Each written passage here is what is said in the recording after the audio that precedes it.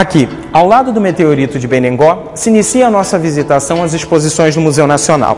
O meteorito de Benengó foi encontrado no sertão baiano, ainda no século XVIII. Mas somente no século XIX ele foi trazido para o Museu Nacional. Ele é composto de uma amálgama de diferentes minerais. É o maior meteorito encontrado no Brasil e o 16º do mundo. O meteorito trata-se de um fóssil que circula pelo espaço com o nome de meteoro. Quando ele entra pela atmosfera da Terra, ele passa a se chamar meteorito. O meteorito de Benengó nos ajuda a conhecer um pouco da formação do planeta Terra. A idade do nosso planeta Terra é de 4,6 bilhões de anos. Só que a vida só passou a existir 700 milhões de anos depois disso. Por aproximadamente 2 bilhões de anos, a vida se resumiu a cianobactérias. E aqui a gente conta essa história. Essa tabela está dividida em eras, em períodos de tempo que são marcados por grandes extinções ou explosões da vida. Nesta sala, nós também temos 2 exemplares de preguiças gigantes. Elas viveram na época da megafauna. Foi logo depois da extinção dos dinossauros. Os nossos mamíferos começaram a ficar gigantes. Elas viveram no que foi a Era do Gelo. Nessa época, o homem já vivia com esse animal e ajudou a predá-la.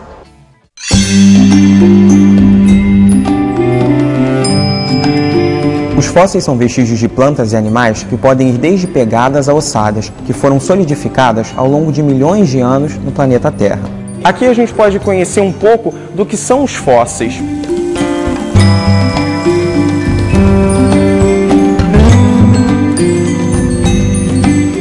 Nós temos nessa sala um animal de 13 metros. Ele é mais conhecido como dinoprata. Ele foi encontrado na cidade de Prata, em Minas Gerais.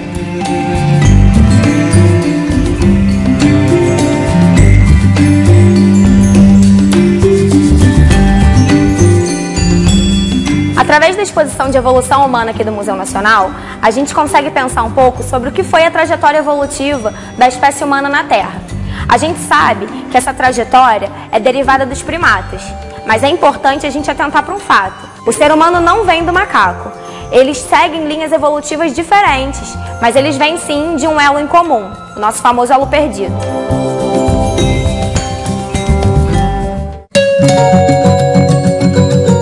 Nesse momento da nossa exposição, nós vamos começar a tratar sobre a ocupação do território brasileiro, uma ocupação anterior à chegada dos europeus e também anterior aos indígenas aqui no território brasileiro. Nós vamos começar a pensar um pouco a partir dos povos de Luzia. Luzia é a representação de um dos primeiros hominídeos encontrados em território brasileiro.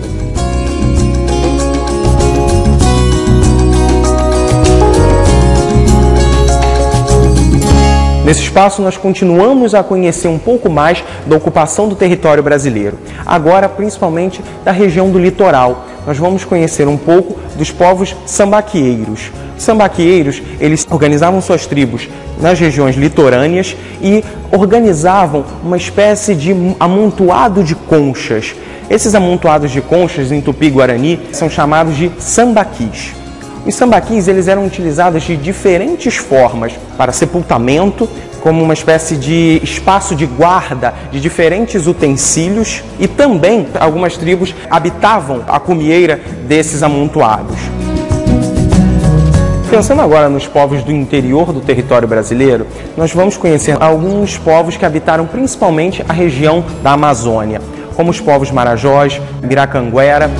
Podemos perceber a diversidade cultural desses povos, que é exposta através de utensílios feitos de cerâmica e também através da cerâmica mortuária.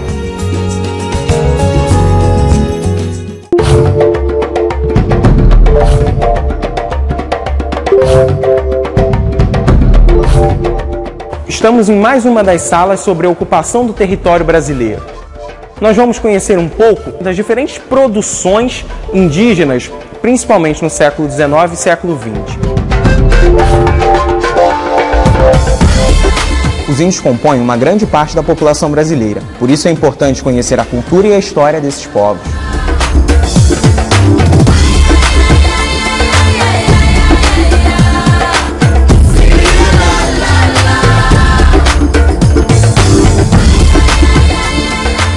brasileira é produto de um processo grande de miscigenação de diversos povos. Sabemos que a cultura africana tem grande influência nesse processo. A gente vê aqui na exposição dessa sala como que foi construído tudo que a gente sabe sobre a religião africana aqui no Brasil. A gente vai ver muito sobre religião, sobre a luta e sobre os processos de colonização desses povos.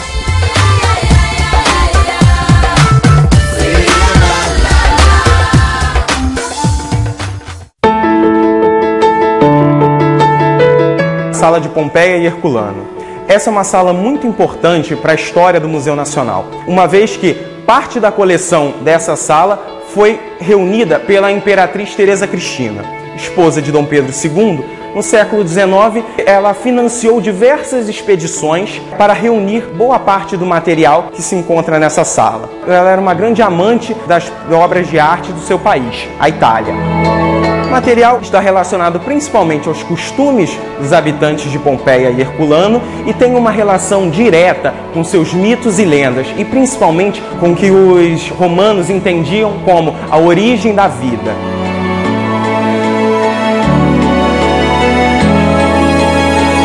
Aqui nessa sala, a maioria do acervo foi arrematado no leilão por Dom Pedro I. E também temos uma peça, que é a Charmoensu. Ela foi dada de presente para o Dom Pedro II. Dentre os objetos expostos nessa sala, temos 4 múmias e algumas esquifes.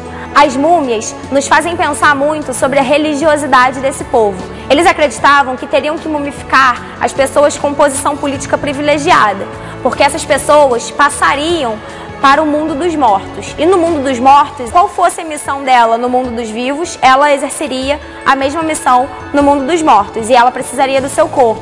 Então esse corpo passava por esse processo de preservação. As esquifes, elas contêm grande parte do material escrito dessa cultura, através de símbolos como os hieróglifos. Além de múmias humanas, temos também múmias de alguns animais, como o gato, que era um animal sagrado para a cultura egípcia.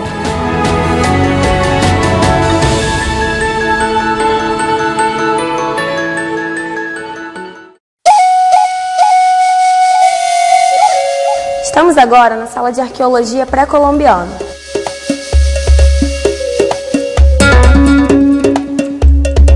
Olhando o mapa no fundo da sala, a gente pode observar que desde a América Central até o finzinho da América do Sul, a gente encontra uma diversidade gigante de culturas, povos. Eles viveram sob climas diferentes, se alimentaram de formas diferentes e produziram culturas diferentes também.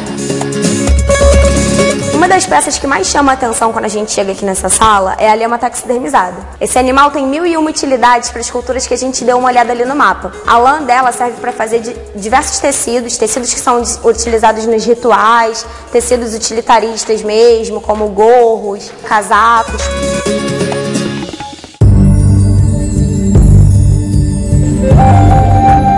Qual é a diferença das múmias naturais para as múmias artificiais?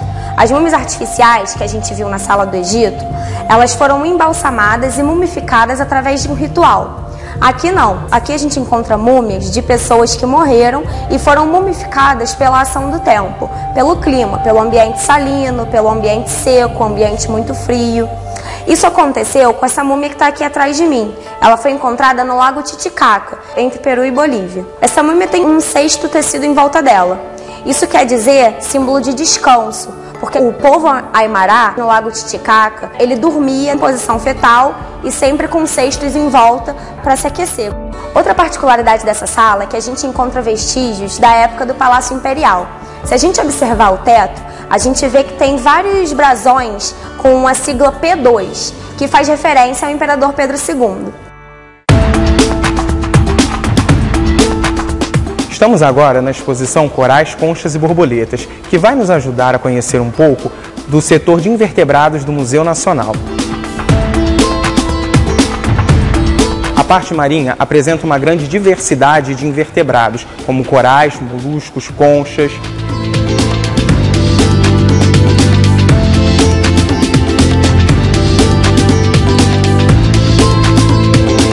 Essa parte da exposição apresenta diversos insetos invertebrados terrestres e a sua relação com o homem.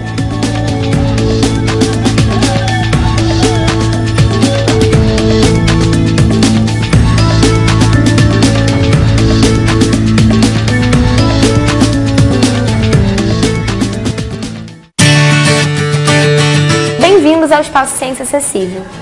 Aqui temos uma exposição piloto chamada O Mar Brasileiro na Ponta dos Dedos.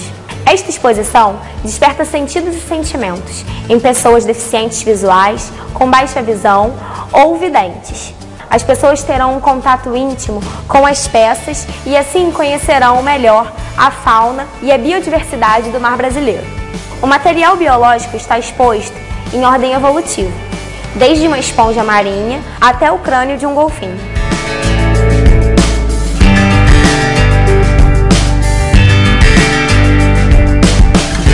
Esperamos vocês para que conheçam as exposições do Museu Nacional mais de perto, aqui em São Cristóvão, na Quinta da Boa Vista, no Rio de Janeiro. Bom passeio e muito obrigado!